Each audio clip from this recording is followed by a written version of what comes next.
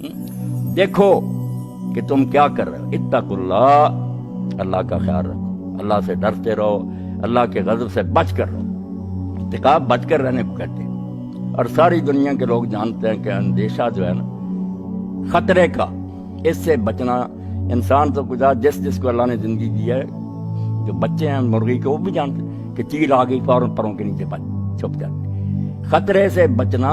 یہ کھچڑی بات ہے، تو اللہ پاک فرمایا اتنا بڑا خطرہ کہ اعلان ہو رہا کہ آگ ہے جس میں ہمیشہ جلو گے، اس کا نہیں تم خیال کر۔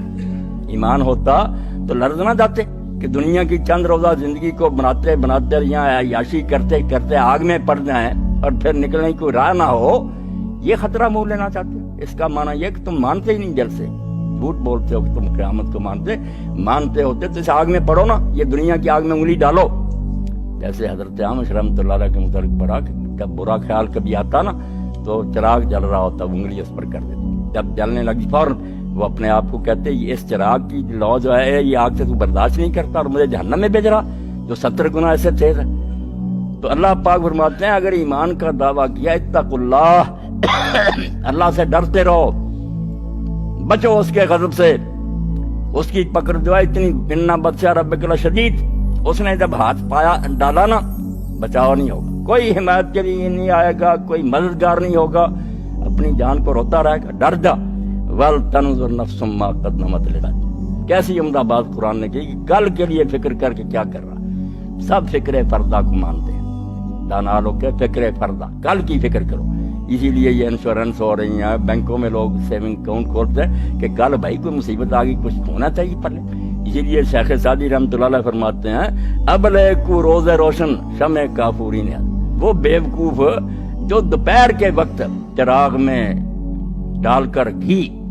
اس وقت چراغ جلاتا بیکار ضائع کرتا گھی کو، وہ احمق جو دوپہر کے وقت شمع کافوری جلاتا ہے، زود باشد کس بشب روغن نہ باشد در چراغ،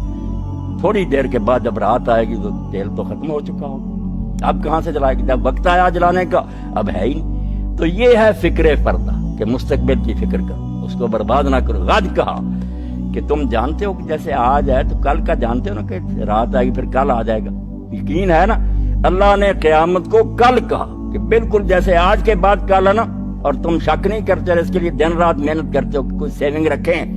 یقین جانو اس سے بھی زیادہ یقینی بات ہے کہ جب مرو گے تو یہ سمجھ لو رات آ گئی پھر دن آ جائے گا، تم اٹھ کھڑے ہو گئے، کل کے لیے فکر کرو کہ تم کیا آگے بھیج رہے ہو، آگے بھیج رہے ہو، یعنی یہاں سے بھیجو گے وہی ملے گا۔ ذالک بما قدمت یداک، قرآن کہتا ہے یہ جو کچھ دے رہا ہوں یہ تیرے ہاتھوں نے آگے بھیجا تھا، میں نے اس میں کچھ نہیں کیا، اگر نیکیاں بھیجی تھی وہ بھی جمع، صرف اس پر میں نے منافع لگا دیا، 700 گنا اور لاکھوں گنا بڑھا کر تجھے دے دوں، ہے محنت تیری،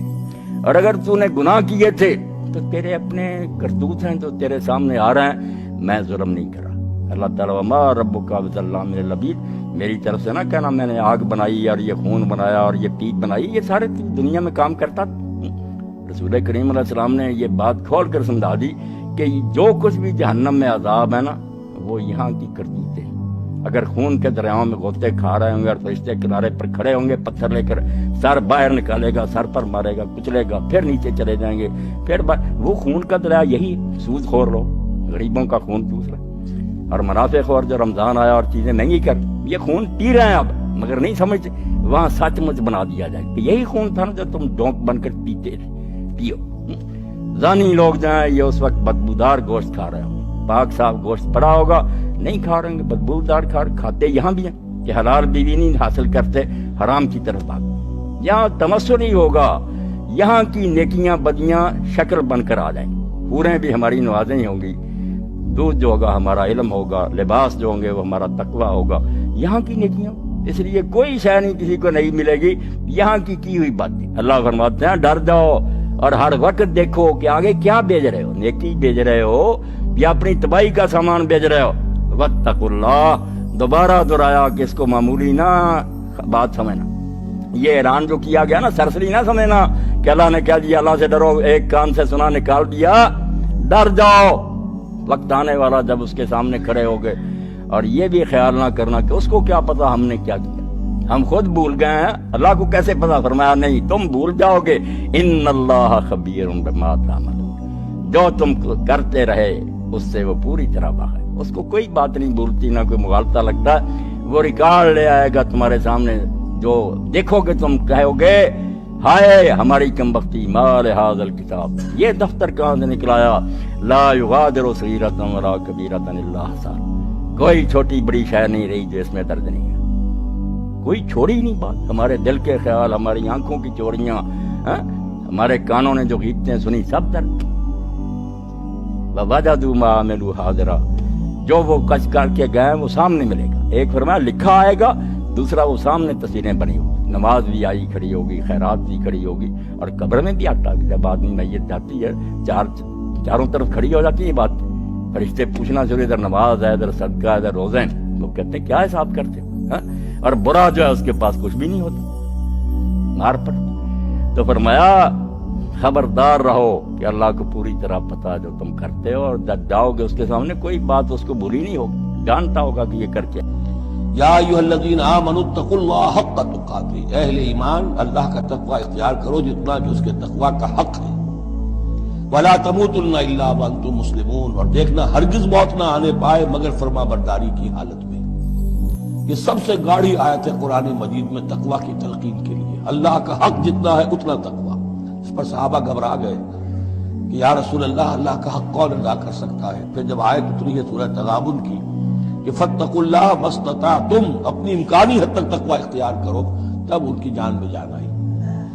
ساتھ ہی یہ کہ مت مرنا مگر حالت فرما برداری میں، کیا معنی ہے؟ کوئی پتہ نہیں کس لمحے موت آ جائے، کوئی لمحہ نافرمانی میں نہ گزرے، مبادا موت کا ہاتھ اسی وقت آ کر تمہیں دبوچ لے۔ اس طرح کی شخصیتیں اگر پہلے نہ بنی ہو تو کوئی کام نہیں ہو سکتا۔ پہلے کردار سازی افراد کی، اب جب یہ کردار سازی ہو، لہذا جہاں تک تمہارے بس میں ہو اللہ سے ڈرتے رہو، اور سنو اور اطاعت کرو، اور اپنے مال خرچ کرو، یہ تمہارے ہی لیے بہتر ہے۔ جو اپنے دل کی تنگی سے محفوظ رہ گئے بس وہی فلاح پانے والے ہیں۔ اللہ سے ڈرتے رہو۔ قرآن مجید میں ایک جگہ فرمایا گیا ہے اتقوا اللہ حق تقاتہ، اللہ سے ایسا ڈرو